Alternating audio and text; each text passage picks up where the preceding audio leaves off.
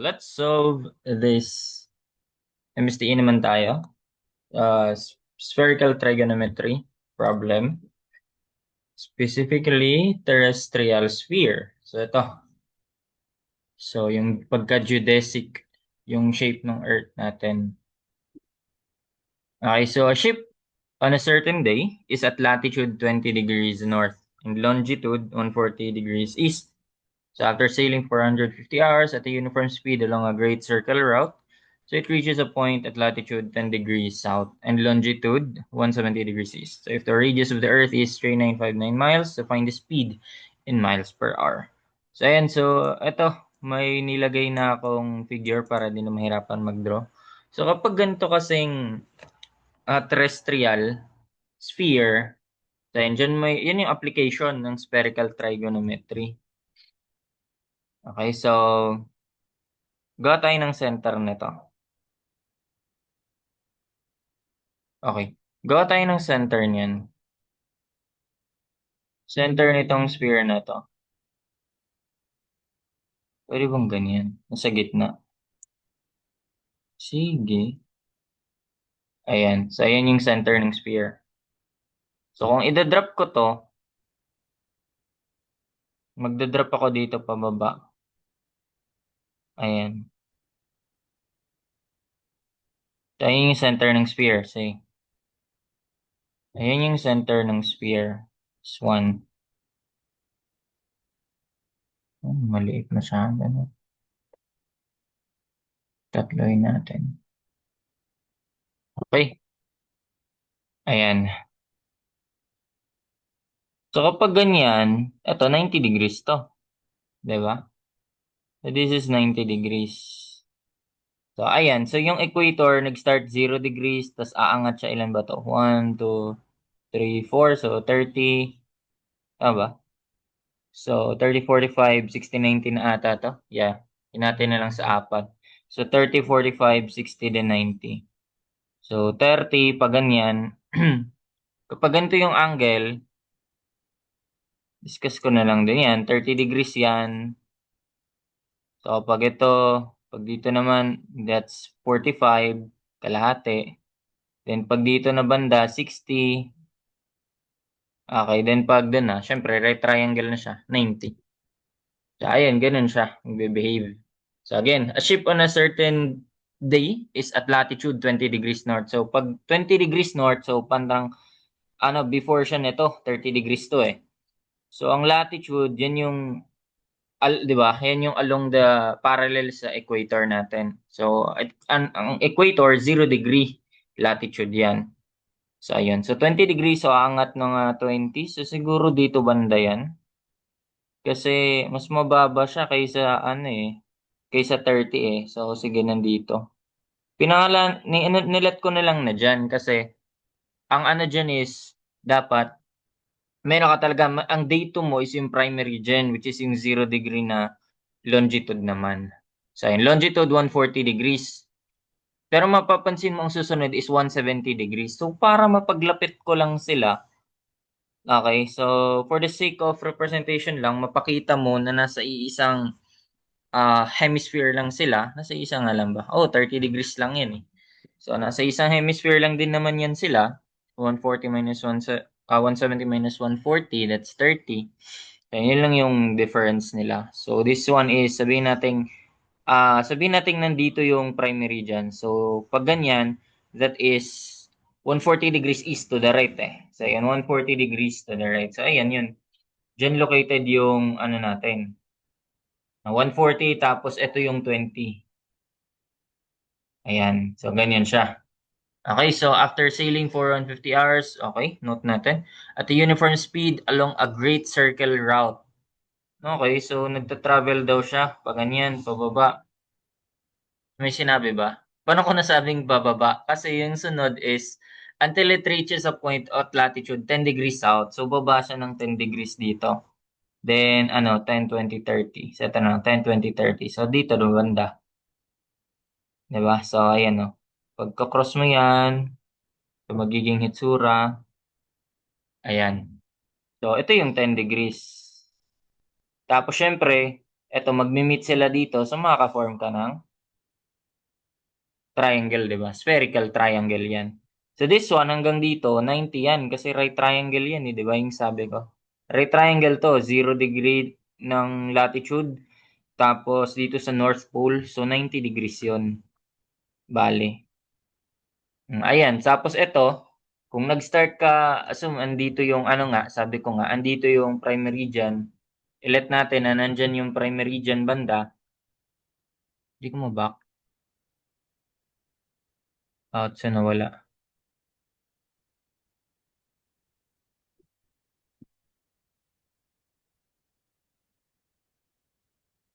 Mhm. Kala ko di ako nag-record. So, ito yun. Ang prime meridian natin, dito na banda. Ayan, so dyan banda yung prime meridian. So dyan mag-uumpisa yung mga longitude natin. So, ang isa naman is papunta dito na 170 degrees. O kaya, ito, 170 minus 40, ito, 30 degrees. Doon natin doon natin nasabi na 30 degrees yan. Bahin ko ng kulay. O, 30 degrees. So, ano na, pwede na ba? Kung ita-transfer natin yung triangular, ano na yan, tawag dyan, yung spherical triangle na yan, rather, yan, pag sinabing spherical triangle, yan yung triangle na mabubuo mo, gamit yung ano, intersection ng tatlong ano yan eh. Intersection na yan ng tatlong great spheres. Kumbaga, ito kapag 'di ba papalibot yan sa buong dyan. Sa circumference ng sphere natin. Yan, ipalibot yan. Tapos itong part na to, iikot din to. Yan, pag hindi lang kita. Tapos ito, iikot din yan. Hindi lang makita. So, 'di ba? So, yan, intersection yan. So, yan, yung intersection yan ng tatlong great spheres. Yun na mabubuo yung spherical triangle. So, ayun. So, pwede natin siyang i-redraw dito. So, ganyan. Tapos, ganyan, ganyan, ganyan ko siya eh. Wait lang, pangit. Ganito pala. O, tapos ganyan. O, pwede na yan. Kung triangle ba? Wala bang maayos? Isa pa ha, try lang. To, at eto. Yun, sige, pwede na yan. So, ang papangalanan ko to, ABC. ABC. ABC. Okay. Then, ang katapat nito, kung paano tayo magpangalan ng triangle, katapat ng A, si A, katapat ng B, si B, katapat ng C, C, lower C. So, si B, alam na natin na 30 degrees to. Tapos, ano pang alam natin? Ito, kung alam natin na 20 to, edi yung BA is simply what? 90 minus 20, di ba? Hmm. Right triangle yun eh. So, ibig sabihin, si C is 70. Yung take note, ang sides ng spherical triangle is naka-degrees din. Angles, naka-angle din. So, yung si A, ayun, 90 plus 10. So, 90 hanggang dito sa equator plus 10 kasi bumaba pa siya. So, that is 100 degrees. So, take note, hindi yan right spherical triangle. Kung right spherical triangle yan, pwede natin gamitan nung Napier's circle. So, discuss ko na lang din yun. Mas mabilis yun, sintaad, sinko. Yun. So, next na lang din yun. So, focus tayo dito. Gagamit tayo dito ng cosine law for spherical triangle. So, medyo mo-modify lang natin yung plane trigo na cosine law. So, itong A, di naman natin kailangan malaman to. Ito din rin kailangan. So, we have this, and this. O, parang cosine law lang, di ba? O, parang cosine law lang yan. Now, sige, recall na gawa tayo ng triangle din ito na nakaano naman siya. Plane trigo. ABC. Tapos si A ito si B, ito si C. So, paano yung cosine law ba dyan? Paano ba nag-work yung cosine law dyan? Say, ito yung hinahanap natin, yung B. Para yan din yung makuha natin. So, di ba? So, B squared equals, ano lang naman to, Pythagorean triple, di ba? So, pag-add mo lang. So, a squared plus Pythagorean triple, Pythagorean theorem lang din. A squared plus c squared. Then minus twice nung a, yung product nila, tas cosine nung katapat niya. Di ba? Ganyan lang naman yung cosine law. Paano dito? Pag dito, eto, tignan mo lang din. May similar lang din naman. May b ka, tapos may a ka and c. May a ka and c. Tapos may ano ka. A ka and c ulit. Haba ha. A ka and c. Tapos may b ka. Diba? Ganyan lang naman yan. May modify lang dito. So, si B, si ba angle yan? So, cosine B. Cosine B equals cosine ni A times cosine ni C. Again, product lang. Then plus, kuskusin to eh. Ayan, sine A, plus product sine C. Then, syempre, cosine din to. Cosine B. O, diba? O, ganyan lang. So, we have this AC tapos B. So, yan, masasolve na natin tong sa. Oh, dami. Gusto ko lang i-calculate. Gagawin natin dyan. Okay. Ayan. So, cosine B, di ba? So, arccos na natin agad para makuha na natin si B. So, that is cos A, cos C, ano pa? Slash sin A, sin C, cos B. Yung formula ng ng tawag nito, cosine law for tawag nito, spherical trigonal, kailangan kabisado rin talaga yan. Then pag A naman yung hinahanap, then B, I and C, di magmo-modify lang yan. Pero take note, dito sa spherical trigo, meron ding cosine law for angles. Okay, ito naka-sides to eh. So may cosine law din yun for angles. So saka na lang din natin discuss yan pag kailangan. So dito di naman kailangan pa. Solve lang natin. Yung A natin, that's 100.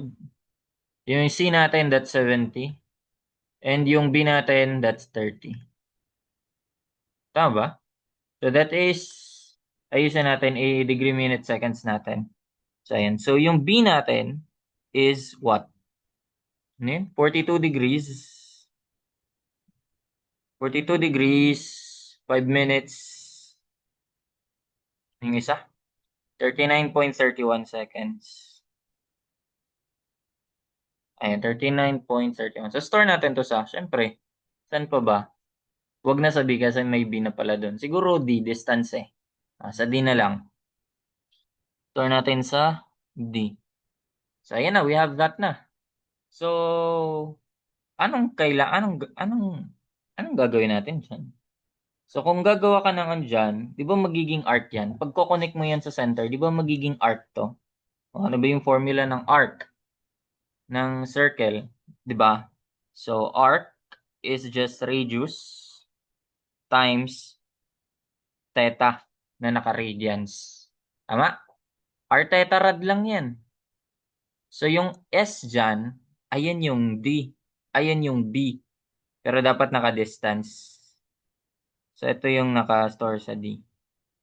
Okay, so dito for theta radians, so kung ang angle natin is, ayan, ay wait lang. Ang tinatanong pala is, find the speed in miles per hour. Then, kailangan natin ng distance. Okay, so kung kailangan natin ng distance, then may time na tayo, yung stated kanina. Okay, so SR theta, so dito pala yung dito yung D natin. Okay, so, ayan, ito yung angle eh. Ano yun? Yung B, naka-store sa D. Okay, pero, naka-degree minute seconds yan. So, sabihin natin naka-degree. Di naka-degree. Ganyan. Or, sige, ano na lang. Alagay ko na lang yung mismong value. So, naging 42 degrees, 5 minutes, 39.31 seconds.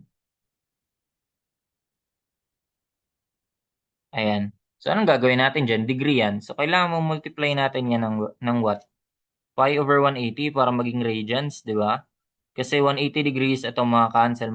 O, pi na lang siya. Which is naka-radians yun. Then, yung radius, 3959 ba yun? Ayun. The radius of the Earth. O, marami yan. Pwedeng 6,400 kilometers, 3959. Kasi, oblate spheroid baga yung Earth. Grabe naman pagka-oblong. Hugis dalandan o oblate spheroid. So, baka dito yung ginamit na radius. So, pwede rin dito. So, ayun. So, iba-iba yan. Kaya wag ka magtaka kung bakit mag-iba-iba yung radius ma-encounter mo. So, sige. 3959. 3959 miles. Okay. So, yun. So, 3959 miles times, nakastore sa D, times pi over 180. Ayan. So, we have arc length na. So, this is the distance na yan. Distance from A to C na yan. So, naka-miles tayo. Ano yun? 2908.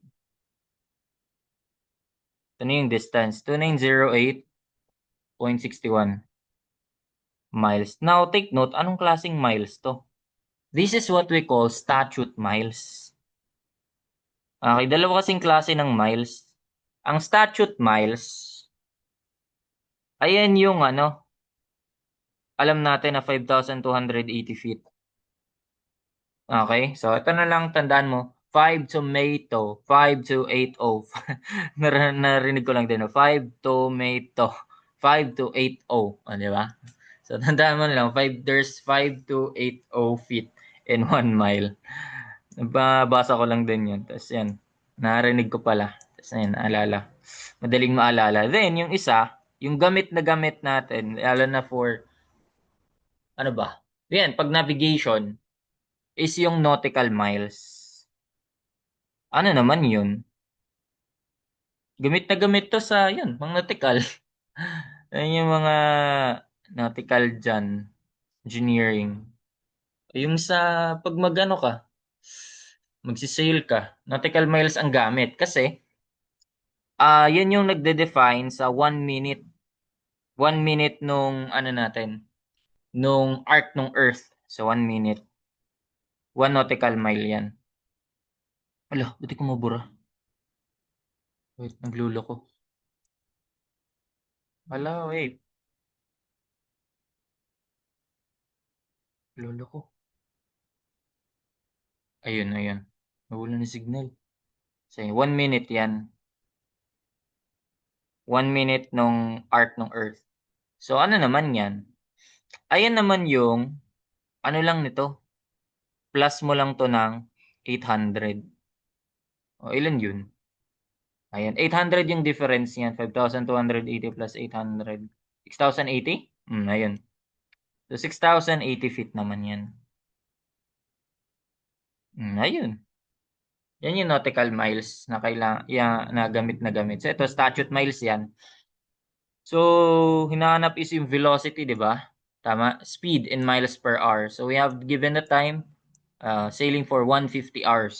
So, ito, nung nag-travel siya from A to C, it took them 150 hours. So, S over time. So, miles per hour yun. Ayan. So, kung miles per hour, ay, tangin na pindot.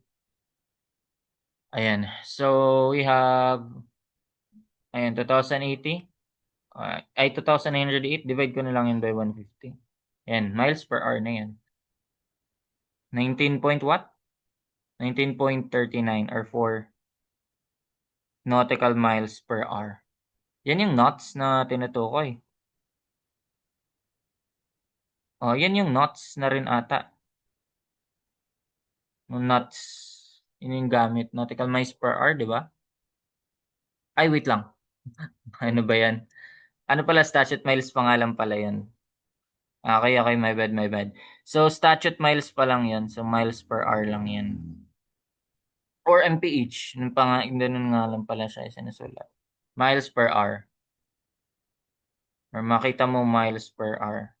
Now, paano kapag kukunin natin yung tawag nito, naka-nautical mile per hour niya. So, we have this 19.4, di ba?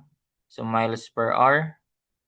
Yung sabi ko, ang mile is 1 mile or statute mile. Sige, mile na lang kasi ang nautical mile naman natin is nm eh. So, 1 mile, that's 5,280 feet. Tama. Tapos, yun. So, 6,080 feet naman ang 1 nautical mile. So, ayun. Cancel, feet, miles. So, basically, multiply mo lang by 5,280 over 6,080. 5,280 over 6,080. So, ayun, 16.8. So, ayun, most nearly gives. So, 16.8. Ito na yung knots. Nautical mile per hour. So, yun na yung knots. Knots. 16.8 na, pero yung nasa choices is 16.4. Most nearly gives or siguro na ground off. Possible na ground off. Kasi yung alam kong pwedeng gamitin din dito is 1.5. Ayan, so divide natin 6,080. Divide by 5,280. So, di ba? 1.15. Ayan. Pwede kasing yan din yung gamit eh. So, ayun. Pwede mo i-divide lang yan. So, ibig sabihin, ayan, 1.15 miles yung 1 statute. Ay, 1 nautical mile. 1.15 miles. So, i-divide mo lang siya. 1.15, may iba, 1.152. So, ayun. And ito pala dito, find the speed in miles per hour. So, ito talaga yung sagot, 19.4. Kung miles per hour. Pero kung nautical miles per hour, ayun. So, most nearly gives dito tayo sa 16.4. 16.8 na palabas eh. Exact kasi itong value. 5,280 tapos 6,080. So, ayun.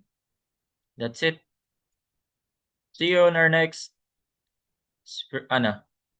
spherical trigonometry problem naman. That's it. Hope you learned something.